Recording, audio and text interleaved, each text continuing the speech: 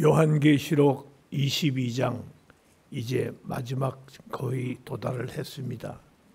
20장과 21장, 22장에서 특별히 새 예루살렘의 모습을 우리에게 보여주신 사도 요한은 하늘에서 내려오는 새 예루살렘을 큰 성이라고 설명을 하고 있어요. 큰 성. 그런데 그 길이가 12000 스타디온, 너비와 높이가 똑같이 각각 12000 스타디온으로 된 정방향의 입방체가 되어 있습니다. 성벽의 두께는 144 규빗, 12문이 있어 하나의 문이 한 진주로 짜여져 있습니다. 진주의 크기가 얼마나 큰지 문 한 짝이 하나의 진주로 되어 있습니다. 12기초석이 있고 그 길은 유리같이 맑은 길로 펼쳐 있다. 길이 유리같이 맑은 아주 놀라운 그런 길로 펼쳐 있습니다. 이런 새 예루살렘에 생명강이 흐르고 있다는 것입니다. 생명수 강이 흐른다. 여러분, 이 세상에 집을 하나 구하려도 우리가 몇 번씩 가서 보고 방향이 어떤지, 위치가 어떤지, 또 이 집의 교통사정은 어떤지, 환경은 어떤지 다 알아보고 그걸 그리워하면서 자기가 소원한 집인지를 맞춰서 그 집을 구입하지 않습니까? 하물며 우리가 영원히 거할 천국, 영생이라고 그랬어요. 끝이 없는 그 나라에 가서 영생을 살아야 되는데 영생 동안 사는 그 나라를 우리가 얼마나 그리워하고 얼마나 연구를 했던가. 얼마 전에 어떤 90이 가까운 장로님 한 분이 제게 그런 질문을 해요. 목사님, 나는 천국이 있는 것은 확신합니다. 분명히 천국은 있는데 천국에 대해서 자신이 없어요. 어떻게 천국이 생겼는지를 영 희미해서 내 머리에 들어오질 않습니다. 누구한테 창피해서 물어볼 수도 없고 장로 된 지가 몇 년인지 아직 그것도 모르냐고 그러면 부끄럽지 않겠어요? 그래서 부끄러워서 말도 못하고 참 고민이 많습니다 하는 얘기를 제가 듣고 놀랐어요. 그럴 수밖에 없는 것이 한국교회의 천국에 대한 설교가 범람했습니다. 목사님들이 설교를 하면 의뢰의 천국 얘기를 했어요. 그것을 잘못된 신학자들이 내세주의, 이 세상을 무시하고 천국만 늘 얘기하는 교회, 잘못된 교회다 해서 계속 공격을 하니까 목사님들이 이제는 천국의 얘기는 거의 안 해요. 여러분이 아시는 대로 복음서가 뭡니까? 복음서의 주제가 King and His Kingdom, 왕과 그의 나라. 복음서의 주제는 왕 되신 예수 그리스도와 그의 나라. 그의 나라가 뭐예요? 천국이에요. 하나님의 나라. 하나님의 나라와 왕 예수 그리스도가 복음서의 핵심 키워드인데 이 핵심 키워드 되는 하나님의 나라에 대해서 별로 관심을 갖지 못한 것이 오늘 이 시대의 한국교회의 모습이 되고 말았습니다. 그런데 그 새 예루살렘에 생명수 강이 흘러갔다 그랬어요. 대단히 송구스럽습니다. 언젠가 제가 목회 중에 그런 말씀을 한 기억이 나요. 제가 미국에서 신학교를 졸업을 하고 스코틀랜드, 영국 북쪽에 있는 잉글랜드 북쪽에 있는 스코틀랜드, 그것도 영국이죠. 영국에 유학을 학위 공부를 하러 가려고 할 때에 그 학교에서 카탈로그가 왔어요.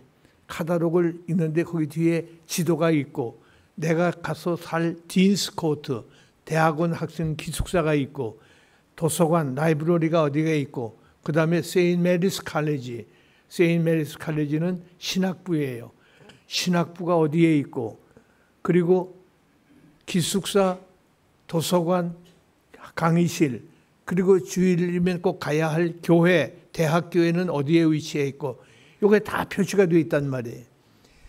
자다 말고도 일어나서 또 들여다보는 거예요. 이 거리가 얼마나 될까?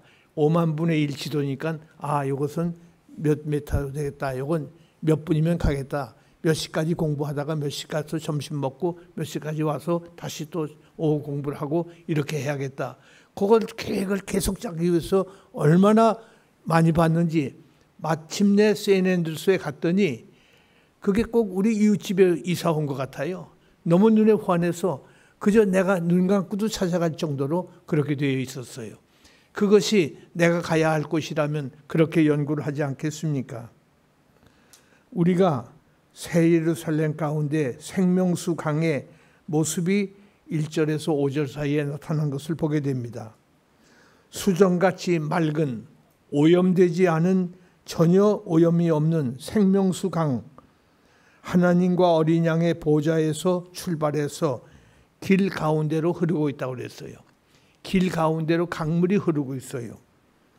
그 강의 양편에는 생명나무가 있고 그 생명나무에서 실과가 맺는다. 생명나무 실과는 어떤 걸까?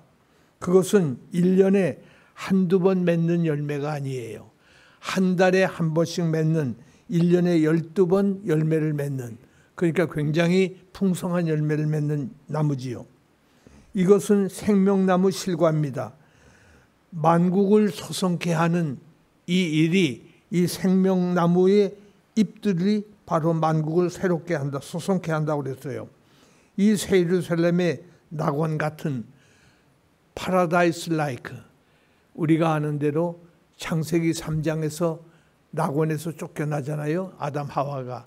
그 낙원, 잃어버린 낙원, 신낙원, 그 낙원과 같은 모습을 지금 여기서 보여주고 있어요. 창세기 2장에 나타난 에덴 동산의 낙원이 여기 나타나고, 누가복음 22장 43절에서 예수님께서 한편 강도에게 약속한 거 있죠. 내가 오늘 나와 함께 낙원에 있으리라. 그 낙원이 역시 여기에 나오는 낙원과 같은 낙원입니다.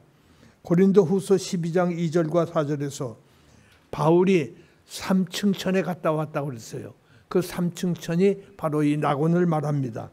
이것이 계시록 2장 7절의 낙원과 같은 본문의 내용이 같습니다.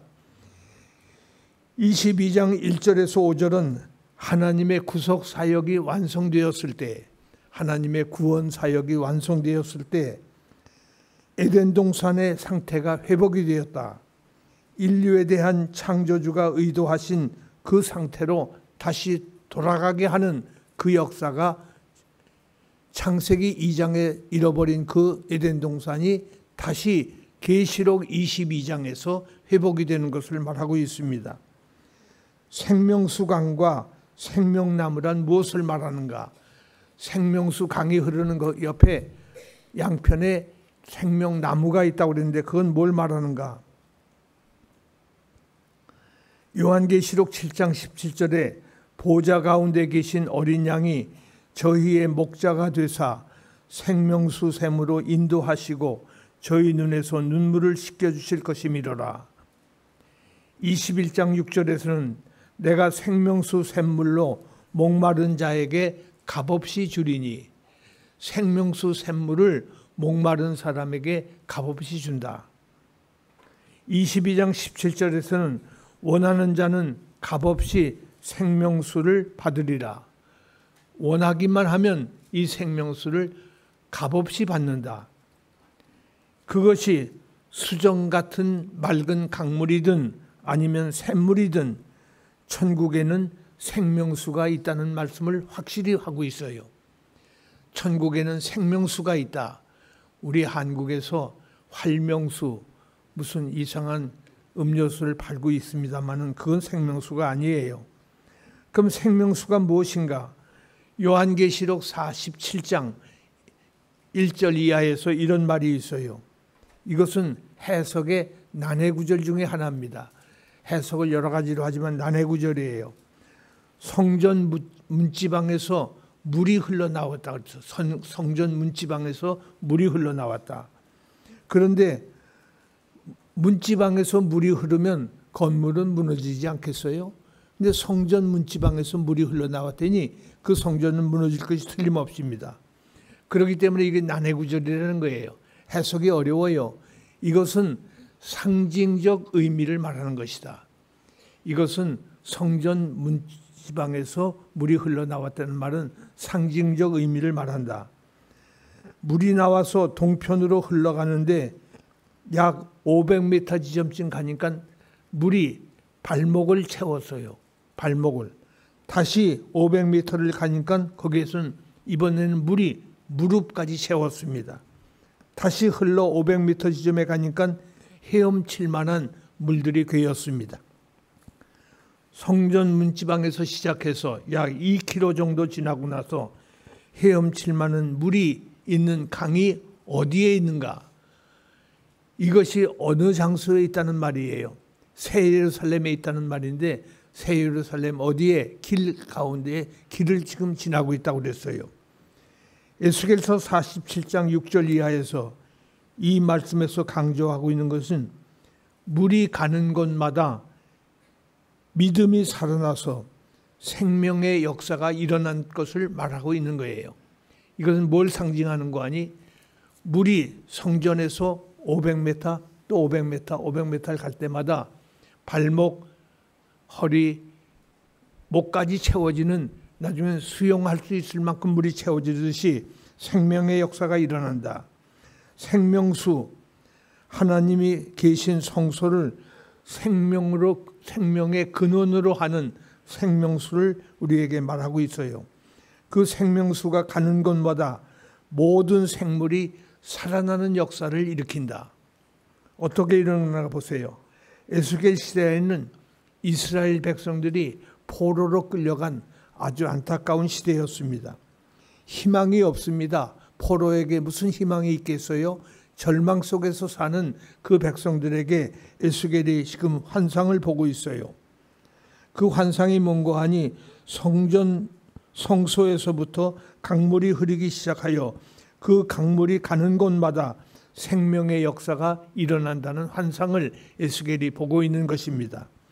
에스겔에게 네가 이 민족을 보니까 절망을 느끼느냐? 네가 민족을 바라보라. 소망이 있더냐?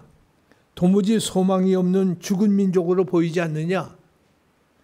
장차 생명수강이 흐르는 생명의 역사가 그럼에도 불구하고 일어나게 될 것임을 에스겔에게 예언적으로 말씀을 주고 있는 것입니다. 하나님의 생명이 흘러갈 때 죽은 바다, 사해, 물고기가 들어가면 다 죽는다고 해서 사해, 죽을 사자, 바다의 자, 사해가 있죠. 그 사해도 생명의 바다가 된다는 말씀입니다. 에스겔서 7장, 요한복음 7장 37절 이하에서 누구든지 내게로 와서 목마르거든 마시라. 목마르거든 마시라. 죽지 않으려면 마시라 그 말이죠. 나를 믿는 자는 성경의 이름과 같이 그 배에서 생수의 강이 흐르리라. 이는 그를 믿는 자의 받을 성령을 가르쳐 하신 말씀이다. 나를 믿는 자의 배에서 생수의 강이 흐르는데 그 생수의 강은 성령을 말씀한다고 그랬어요. 성령을 받는 것이 생명수를 마시는 것과 같은 것임을 우리에게 보여주고 있습니다.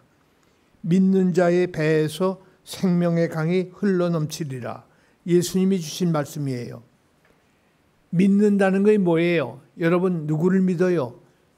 믿는다는 말은 마치 갈증을 일으킨 목마른 사람이 물을 꿀꺽꿀꺽 마시는 것, 꿀꺽꿀꺽 마시는 것, 이 마신다는 말은 현재 진행형이에요.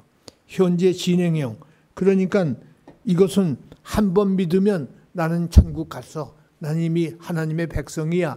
난 예수를 고백했기 때문에 나는 이제 걱정할 거 없어. 그게 아니에요. 어제 믿은 그 고백을 한 모금 마셨으면 오늘도 마셔야 돼요. 내일도 마셔야 돼요. 계속 마시는 것, 이것을 믿음으로 설명한 것입니다. 내가 예수를 믿고 천국 백성이 이미 되었기 때문에 다음부터는 믿는 것과는 상관이 없다. 아닙니다. 믿는 것은 이제 말씀드린 대로 현재 진행형이에요. 물을 꿀꺽꿀꺽 마시는 것처럼 믿는 것은 계속되어야 한다는 말이에요. 우리가 죽는 날까지 믿어야 되고 죽어서도 믿어야 돼요. 우리가 예수님을 믿는다 할 때 목마른 사람이 물을 마시는 것처럼 계속해야 됩니다. 예수를 믿는지 스스로 우리 자신을 점검해 보아야 합니다. 주님이 없이는 마치 물 없으면 순간도 살 수 없는 것 같이 우리는 살 수가 없는 거예요. 사막에서 뜨거운 태양이 쏟아지고 땅에서는 열기가 솟아오르므로 그 때문에 입술이 타고 그러할 때에 그 물을 꿀꺽꿀꺽 마시는 것, 그것이 바로 예수를 믿는 사람의 모습입니다. 우리가 예수님을 믿지 못하면 살 수 없듯이 물이 없으면 살 수 없는 것과 같습니다. 세상에 좋은 것 다 가졌다 해도 물이 없다면 만족이 없습니다. 갈증에 찬 사람이 물을 마시듯이 예수를 믿을 때 그 배에서 생수의 강이 흘러넘치게 된다. 예수를 믿을 때 생수의 강이, 성령이 흘러넘친다. 이 생수의 강이 성령이라고 그랬지요.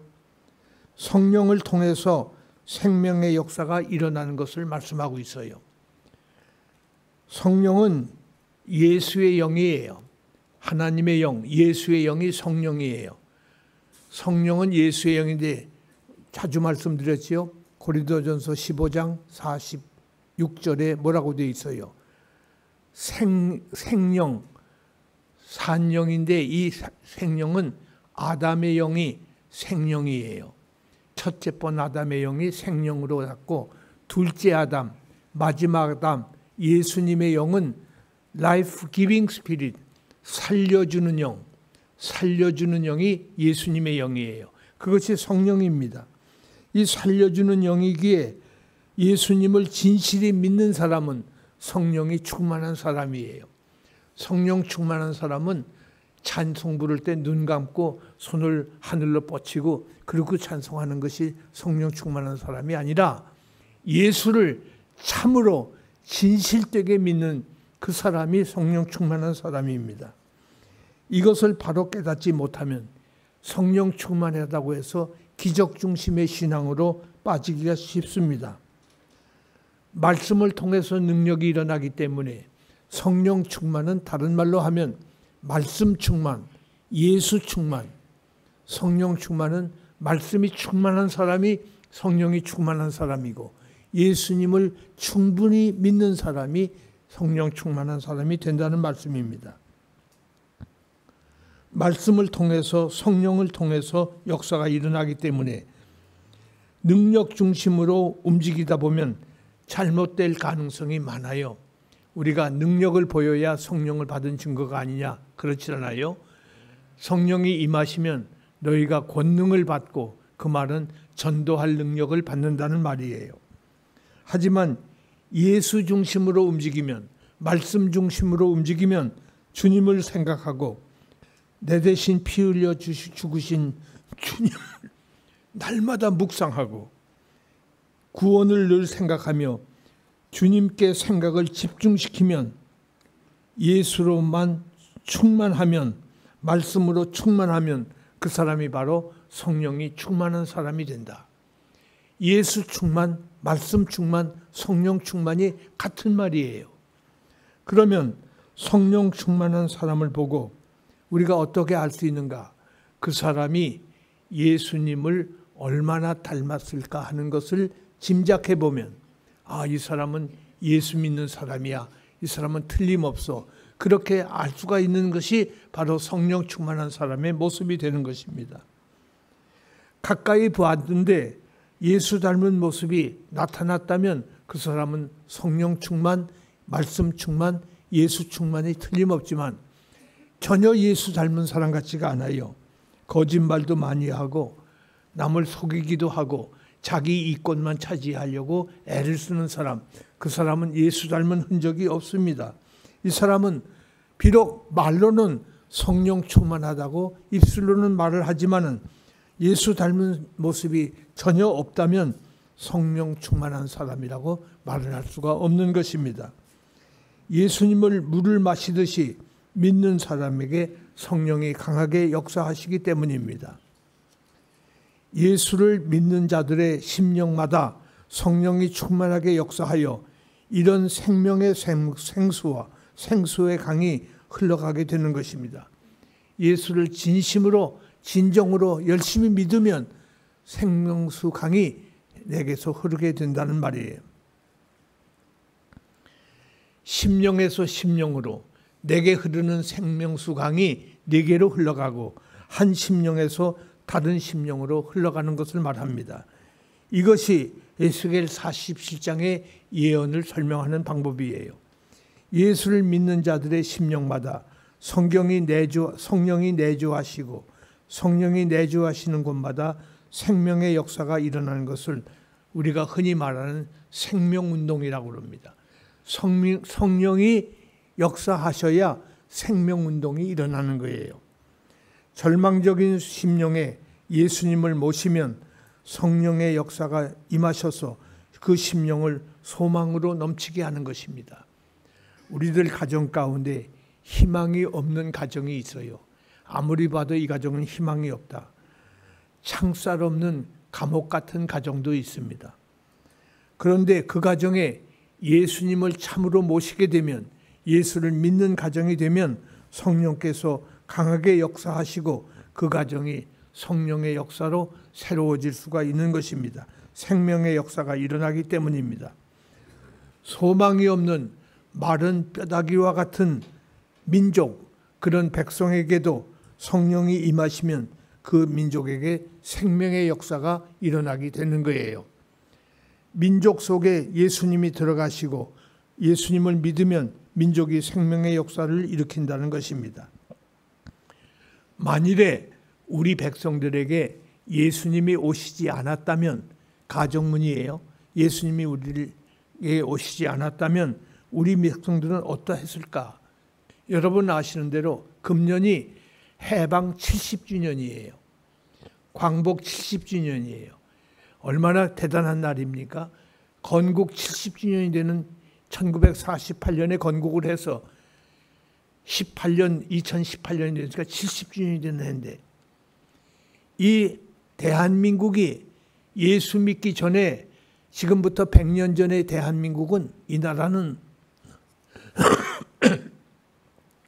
어떠했는고 하니 여러분 잘 아시는 대로 주지육림, 그리고 귀신에 몰려서 악귀에 쫓아다니던 그런 백성들이 이 땅에 수룩했어요. 노름, 마약 이런 것에 전부가 사로잡혀서 모두가 다 귀신 노름이나 하던 백성들이었습니다. 그런데 하나님은 예수를 이 백성들에게 허락해 주시고 예수를 통해서 성령의 역사가 일어남으로 인해서 오늘날 세계사에서 놀랄 만한 성령의 역사가 이 땅에서 일어나고 있습니다. 참으로 감사한 일이 아닐 수가 없습니다. 민족적으로 크게 감사를 해야 돼요. 내가 감사할 것이 아니라 우리 민족 전체가 예수님 때문에 구원받은 이 백성이 된 것을 진심으로 감사를 드려야 합니다. 수정같이 맑은 생명의 강이 하나님과 어린 양의 보좌에서 출발을 한다고 그랬어요. 그 맑은 생명수가, 생명의 강이 하나님과 그 어린 양의 보좌에서 출발한다. 요한은 성자와 보좌에 앉으신 성부를 구분해 봤어요. 성부 하나님과 성자 하나님을 구분하고 있습니다. 그럼에도 불구하고 여기서 성부와 성자가 같은 보좌에 동석하여 계신 것을 말하고 있습니다. 참 이상하지요? 3장 21절, 22장 3절에 보면 성부와 성자가 같은 보좌에 앉아 계셔요. 3장 21절을 다시 보세요. 성자께서 이기는 자를 자신과 함께 보좌에 앉게 해주신다는 말씀이 있어요. 이기는 자를 성자가 자기 보좌에 앉게 하신다. 22장 3절에서 성부와 성자가 보좌에 함께 앉아 계신 것을 보게 됩니다. 성부와 성자가 한 보좌에 앉게 계셔요. 그런데 하나님은 우리는 분명히 한 분으로 알고 있지 않습니까? 한 분 하나님이신데 성부와 성자가 다른 다른 격을 가지고 있음에도 불구하고 한 하나님이심을 우리는 믿습니다. 성부, 성자, 성령은 구분되는 인격이지만은 한 분이라는 이 진리는 유한한 인간이 무한한 하나님을 다 이해할 수 없다는 면에서 신비로 받아줘야 돼요. 성부, 성자, 성령이 세 위로 되어 있지만은 한 분이시다. 이것은 설명이 안 돼요. 이것을 신학에서 프리서포지셔널, 전제적 이해라고 그래요. 이 변증학은 굉장히 중요한 변증학이에요. 전제적 이해라는 말은 신학 공부를 하기 전에 세 가지를 먼저 이해하지 않고선 신학교 입학도 안 시켜요. 할 수가 없다는 겁니다. 그게 뭔가 하니 첫 번째 전제가 성부, 성자, 성령, 트리니타리안 가드, 삼위일체 하나님의 존재를 신학교 들어가서 배우는 게 아니에요. 하나님의 실제가 어떻게 존재했느냐, 그걸 배우는 게 신학교가 아니에요. 그거는 믿는 사람이 이미 전제를 하고 있는 거예요. 그걸 믿지 못하면 신학은 공부도 못해요. 두 번째는 uniqueness of Christ, 그리스도의 유일성. 그리스도는 완전한 하나님이시면서 완전한 인간이시다. 그것을 입증하려고 기독론을 배우는데, 그 기독론 배우는 것은 논리적인 공부지, 그것은 이미 신학 공부하는 사람이 그걸 믿고 들어가기 시작하는 거예요. 믿지 않고는 그걸 시작도 못해요. 그런 신비를 어떻게 이해를 하겠어요? 인간의 머리로서는 이해가 안 되는 거예요. 아주 놀라운 전제지요. 이 전제가 없이는 안 돼요. 세 번째는 Bible is the word of God. 성경은 하나님의 말씀이다. 이게 중요해요. 성경이 하나님의 말씀이다. 성경이 어떻게 하나님의 말씀이냐? 이건 소설이 아니냐? 이건 인간의 착화, 인간이 만들어낸 얘기가 아니냐? 이거는 신화, 인간이 꾸며낸 신화가 아니냐? 이런 식으로 성경을 이해하면 그 사람은 신학 공부하면 안 돼요. 그런데 오늘날 신학자들이 그런 식으로 성경을 해석하는 사람이 너무 많아요. 너무 많아요. 그렇기 때문에 이 세 가지 전제, 프리서포지셔널이라고 그래요. 이 전제가 없이 신앙을 가질 수가 없고 신학을 공부할 수가 없는 것처럼 오늘 우리는 전제적인 이해가 필요한 것입니다.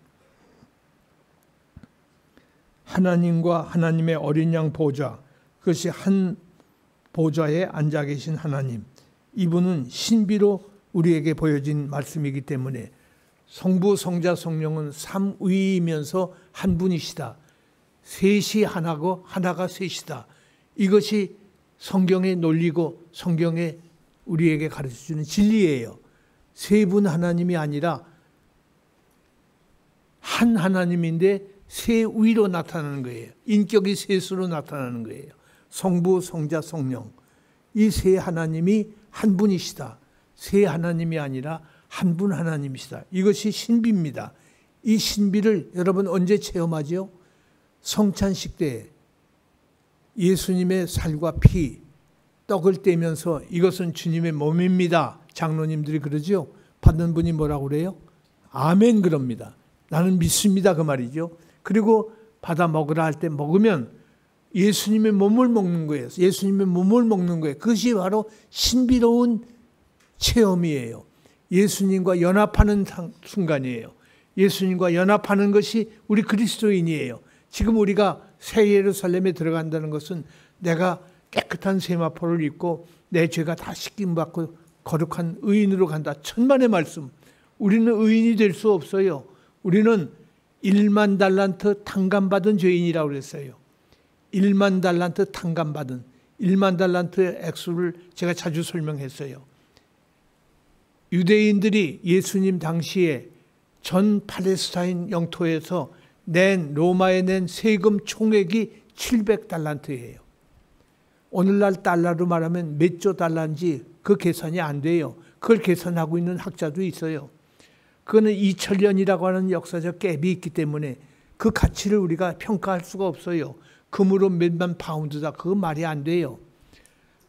700달란트를 유대인 전체가 낸 세금 액수라면 1만 달란트는 인간 개인, 어떤 대기업, 큰 갑부라도 그 돈을 갚을 길이 없어요.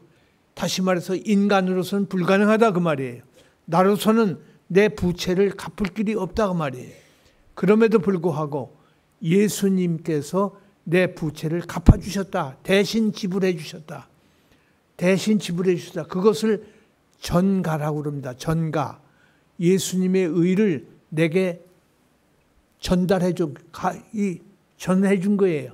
나를 의인으로 예수님의 의로 전해준 거예요. 그러니까 내가 의로워서 구원받는 것이 아니라 예수님의 의로 내가 구원을 받는 거예요. 이것이 전가된 의인이 된 것입니다. 우리는 이런 의인이 된 거예요. 그렇기 때문에 하나님 앞에서 놀라운 복을 받게 된 것입니다. 이 은혜를 감사해서 우리가 하나님 앞에 예배를 드리는 거예요. 생명의 강, 여기 놀라운 말이 또 나오죠. 생명의 강, 여기서 완성된 천국, 천국에 가면 완성된 천국은 어떤 곳이냐? 생명의 강, 생수의 근원이 하나님이심을 알게 돼요. 하나님은 생수의 근원이 되신다. 성소에서부터 생수가 흘러나왔으니까 하나님이 생명수의 근원이 되신다. 이 보좌에서 시작된 생명운동이 오늘날도 계속 흘러나오고 있습니다. 그 결과 날마다 맺히는 생명과일,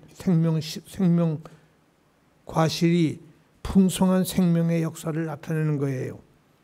생명의 강과 생명의 원천이 유사하게 보입니다. 미래의 이상적 상태를 상징한 것이므로 여기서 물을 아주 중요하게 보고 있어요. 물, 생명의 강, 생명의 원천, 물이라고 하는 것은 미래의 이상적 상태를 가리키는 말씀으로 성경은 여러 곳에서 설명하고 있습니다. 생명의 강, 생명수의 근원이신 하나님께로부터 나와서 생명의 역사가 일어난 것을 본문은 말씀하고 있기 때문입니다. 2절을 보세요. 강 좌우에 생명나무가 있어 12가지 실과를 맺히되 달마다 그 실과를 맺히고 12가지 실과는 풍성한 생명과실을 말해요. 사과만이 아니에요. 배만이 아니에요. 포도만이 아니에요. 이것저것 12가지 과실이 맺혀지다. 풍성하다 그 말이죠. 새 예루살렘 백성들은 아담과 하와에게 하나님이 약속하신 영생을 이때에 받게 되는 거예요. 아담과 하와에게 영생을 창세기 3장 22절에서 저들이 영생할까 하나님이 염려하지요. 왜? 선악을 알게 하는 나무의 열매를 맺으면 저들이 영생할까 하노라. 이 영생을 하나님이 주셨는데 그걸 잃어버렸단 말이에요. 이미 잃어버렸는데 그 영생을 회복하는 것입니다. 그 잎사귀들이 만국을 소송한다고 그랬어요. 참 놀라운 말씀이에요. 2절 하반절을 보세요. 그 나무 잎사귀들은 만국을 치료하기 위하여 있더라. 만국을 치료하기 위하여라는 말, 이 말은 헬라어로 에크세라페이안, 세라페이안, 영어 비슷하죠. 세라피, 치유, 세라피를 영어로 치유라고 그러죠. 세라피안, 헬라어로 역시 치유예요. 치유를 한다는 말은 질병을 전제로 하는 말이에요. 질병이 있어야 치유할 거 아닙니까? 그런데 여기서 이상한 질문을 해야 돼요. 새 예루살렘에 질병이 있다는 말인가? 치유가 있다니. 이것은 어린 양이 눈물을 씻어주신다 그랬다면 거기에 눈물이 있다는 말이 아니고 완전한 천국에는 눈물이 없다는 말로 해석하듯이 천국에는 더 이상 눈물이 없다는 말로 우리가 이해하듯이 만국을 치료한다는 말도 완성된 천국에서는 더 이상 질병이 없다. 우리 가운데 지금 질병 때문에 염려하며 기도하는 이들이 계실 거예요. 그런 질병 천국 가면 없어요. 걱정하실 거 없어요. 질병이 없다. 건강만 있다는 것입니다. 그것이 우리가 가야 할 천국이에요. 우리는 그곳에 꼭 가야 돼요. 질병이 없어요. 뿐만 아니라 3절을 보세요. 저주가 없다고 그랬어요. 다시 저주가 없으며 인간의 죄로 인해서 저주가 왔죠. 아담과 하와가 범죄함으로 저주를 받기 시작했어요. 타락 전에 낙원이 회복된다 그 말이에요. 저주가 없는 옛 질서 위에 들어오진 저주가 거친 곳이 바로 새 예루살렘이에요. 스가랴서 11장 11절에 있는 말씀을 여기서 반복하고 있습니다. 사단의 보좌가 없습니다. 계시록 2장 13절에 사단의 보좌가 있어요. 사단이 앉아서 군림한 보좌가 있는데 이 새 예루살렘에는 사단의 보좌가 없고 하나님의 보좌만 있습니다. 그렇기 때문에 사단이 존재하지 못하니까 저주가 없어요. 아들을 믿는 자에게는 영생이 있고 아들을 순종치 않는 자에게는 하나님의 진노가 그 위에 머물지 않는다. 아들을 순종치 않으면 하나님의 진노가 그 위에 머문다. 요한복음 3장 36절 말씀이에요. 믿는 사람은 저주를 받지 않지요. 누구든지 그리스도 예수 안에 있는 자에게는 하나님의 정죄함이 없느니라. 그리스도 예수 안에 있는 사람은 저주를 받고 정죄함을 받지 않는다고 그랬어요. 다시 저주가 없다면 그러면 그 사람들은 뭘 하고 살까? 여러분 천국 가서 뭘 하고 사실 것 같아요? 할 일 없어서 낮잠을 잘까요? 천국 가서 할 일이 있어야 그래도 사는 재미도 있을 거 아니겠습니까? 하나님과 그 어린 양의 보좌가 그 가운데 있으리니 그의 종들이 그를 섬기며 22장 3절 하반절을 보세요. 그의 종들이 새 예루살렘에 들어간 사람들이 하나님을 섬긴다 그랬어요. 그를 섬기며 여기 그의 종들이라는 말은 예수를 믿고 구원받은 모든 사람을 총칭해서 그의 종이라고 그랬어요. 하나님의 종들이 구원받았는데 그 종들이 그를 섬기며 구원받은 목적이 하나님을 섬기는 데 있는 것입니다. 우리가 구원받은 목적이 하나님을 섬기는 데 있다면 지금도 이 세상에서부터 하나님을 잘 섬겨야 되는 이유를 우리는 알게 될 것입니다. 구원을 받기 전에는 하나님을 대적했어요. 하나님을 섬기기 위한 것보다 오히려 거스르는 일을 우리는 너무 많이 했어요. 그러나 완성된 내세에서는 하나님을 섬기는 일로 우리 삶의 전부를 다 바치는 것입니다. 하나님을 섬기는 오직 하나님만 섬깁니다. 하나님이 사람을 지을 때 목적이 있어 지었다고 그랬어요. 하나님을 섬기게 하기 위해서 사람을 지으신 거예요. 내 목숨을 연명하기 위해서 내가 노력하는 것이 인생의 삶의 목적이 아니에요. 하나님을 영화롭게 하고 그를 영원토록 즐거워하는 것이 인생의 목적이라고 웨스트민스터 소요리 문답 1조는 분명히 우리에게 가르치고 있습니다. 그런데 우리는 하나님을 섬기지 않고 있습니다. 유한한 인간은 자신을 어딘가에 의지해야 할 존재임을 깨닫게 됩니다. 의지하면서 그 의지한 그분을 섬기는 것입니다. 유한한 인생이 무한하신 하나님을 의지하고 섬기는 것, 그것이 성도의 삶이에요. 섬김을 받을 분은 하나님밖에 없어요. 하나님만 섬겨야 됩니다. 종으로서 섬김을 다 하는 것입니다. 종이 하나님을 섬김으로 요한계시록 아니 신구약 성경 전체는 끝을 맺고 있어요. 이것이 성경의 결론입니다. 그 종들이 그를 섬기는 것을 보려고 창세기 1장 1절부터 성경 모든 책들이 말한 것이 이것을 보려고 했다고 하는 것입니다. 계시록 22장 4절을 보세요. 그의 얼굴을 볼 터이요 그의 이름도 그들의 이마에 있으리라. 새 예루살렘에 가면 그의 얼굴을 볼 것이고 그의 이름도 그들의 이마에 있으리라. 종들이 하나님을 섬긴다는 3절 말씀에 연속된 말씀이 4절에 나오는 거예요. 그의 종들이 그를 섬기며 한 일은 완성된 천국을 말하지요. 그런데 그의 신분이 어떠합니까? 그의 얼굴을 본다고 그랬어요. 그의 얼굴을 볼 터이요. 여기 그는 하나님이에요. 우리가 새 예루살렘에 들어가면 하나님의 얼굴을 보게 될 거예요. 하나님을 보는 자는 죽는 자라고 그랬는데 죽을 것이라고 했는데 죽는 것이 아니라 사는 길이 열립니다. 그의 얼굴을 볼 뿐만 아니라 그의 이름도 그들의 이마에 있으리라. 하나님의 이름이 천국 백성의 이마에 있다. 이마라는 말은 인격을 말합니다. 신분을 말하는 거예요.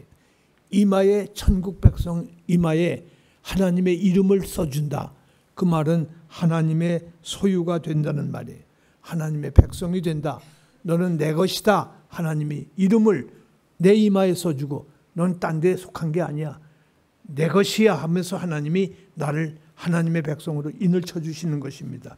이 놀라운 복을 받고 누리는 우리가 되기를 소원합니다. 그런데 그 천국에 가면 5절을 보면 밤낮이 바뀌는 세상인데 여기는 밤낮이 없는 늘 밝은 뿐이에요. 밤낮이 없습니다. 아니 세상에 밤낮이 없으면 피곤해서 어떻게 사나? 우리는 어두움이 주는 유익도 있는 것을 알고 있습니다. 어두움이 와야 잠도 편안하게 잘 수가 있지 않습니까? 그러나 여기선 빛이 있음에도 불구하고 피곤하지도 않고 불편하지도 않습니다. 그 밝음이 하나님 자신의 빛이었기 때문에, 하나님이 빛으로 오셨기 때문에 피곤치도 않고 불편하지도 않아요. 하나님 자신의 빛을 받으면 늘 편안하고 늘 만족하고 늘 위로하며 늘 유쾌하게 되는 것이 이 밝은 빛이에요. 하나님이 빛이니까 그 빛 안에서 평안과 밝음과 만족을 누리게 되는 것이다. 그 다음에 더 중요한 문제가 나왔어요. 여기서 5절 하반절을 보면 세세토록 왕노릇 하리로다. 그들이 누구예요? 새 예루살렘 백성들이 세세토록 왕노릇 하리로다. 여기 왕노릇 하리로다 한 말은 왕으로 다스린다는 말이에요. 여기 왕노릇이라고 우리말로 번역한 것은 잘못하면 오해가 있을 수 있어요. 왕이 아무것도 일하지도 않고 편안한 생활만 한다는 뜻으로 이해하기 쉬워요. 왕노릇이나 한다. 그런 뜻이 아닙니다. 이 말은 왕으로 다스린다는 말이에요. 저희가 세세토록 다스린다. 세세토록 영원히 다스리는 사람이 된다. 뭘 이깁니까? 죄를 이겨요. 세상을 정복하고 늘 승리하는 것을 말하는 거예요. 이 천국에 가서 우리가 그때 가서 죄와 싸우고 마귀와 한테 쫓겨다니고 하는 그런 일은 없습니다. 죄를 이기고 마귀를 정복하고 의가 풍성해서 하나님을 섬기는 승리자들이 되는 것입니다. 이런 사람이 되는 것은 자신의 자율적 내 능력으로 자율적 능력으로 되는 것이 아니고 예수 그리스도와 연합되었기 때문에, 예수님과 연합되었기 때문에 예수의 죽으심이 나의 죽으심이 되고 예수의 부활이 내 부활이 됨으로 인해서 예수님을 나의 힘으로 삼고 그분의 것이 내 것이 되는 전가, 아까 말씀드렸죠. 전가라는 말을 영어로 imputation이라고 그래요. imputation, 전가됨으로 예수님의 힘이 내게 전가됨으로 영원부터 놀라운 연합 때문에 내가 예수의 힘으로 이 왕노릇을 할 수가 있게 되는 것이다. 내가 능력이 생겨서 내가 하는 것이 아니라 예수의 능력으로 왕노릇을 하게 된다. 얼마나 놀라운 은혜입니까? 얼마나 놀라운 감사가 아닐 수가 없습니다. 오직 주님께서 영원토록 지탱해 주시는 힘을 주시는 것이에요. 우리는 땅 위에서 예수의 생명을 성령을 통해서 체험하고 사는 사람들이에요. 예수 생명을 땅 위에서도 성령으로 오신 예수님을 우리가 체험하고 육신적으로 아직 완벽하지는 못하지만은 사도 바울이 가르친 대로 already but not yet. 바울은 종말론을 already 이미 but 그러나 not yet 아직 아니다. 이미 하나님의 나라는 임했어요. 그러나 아직 완성된 하나님의 나라는 아니다. 완성은 되지 못했다. already but not yet. 이 세상에서는 질병에 시달릴 수도 있고 늙어 쇠퇴하기도 쇠약해지기도 합니다. 그러나 계시록 22장에서 하나님 나라가 완성되는 순간, 완전한 하나님 나라가 임할 때 거기에는 늙는 것도 없고 질병도 없고 완벽한 생명의 역사가 풍성하게 나타나는 것이니 우리는 그 생명의 나라에서 주님과 함께 영원토록 살 것입니다. 하나님 나라를 생각하면 땅 위에 있는 동안 하나님 나라와 연결하여 그 나라를 소망으로 바라보고 우리의 삶을 움직여간다는 이 사실이 얼마나 중요한지 알 수 없습니다. 제가 목회할 때 수없이 드린 말씀이 하나 있어요. 그건 뭔가 하니 우리 성도는 미래에 초점을 맞추고 현재를 결단하라. 우리 초점은 미래에 있어요. 현재에 있는 게 아니에요. 미래에 초점을 맞추고 현재를 결단하라. 먼 미래, 천국에 초점을 맞추고 오늘을 결단하라. 오늘 내가 가로 갈까? 왼쪽으로 갈까? 오늘 결단하는 그 모티브가, 그 모든 방법이 어디서 나오는 거 아니? 미래에 초점을 맞추고 천국을 초점을 맞추고 천국 시민으로서 내가 우로 갈까 좌로 갈까를 결정하라 그 말이에요. 그것을 제가 자주 말씀드렸어요. 미래에 초점을 맞추고 현재를 결단하라. 오늘 내 목전에 있는 이익권, 이익에만 초점을 맞추지 말고 내가 이렇게 해야 성공하고 이렇게 하면 잘 될 것이고 거기에 초점을 맞추면 그는 실패자예요. 그는 천국 백성이 아닙니다. 현재를 결단할 때 항상 미래에 초점을 맞추고 그러기 위해서 오늘 계시록이 우리에게 천국을 보여주는 거예요. 이 천국을 소망한다면 미래에 초점을 맞추고 현재를 결단하는 지혜로운 하나님의 자녀들이 되시기를 간절히 소원합니다. 하나님 아버지 감사합니다.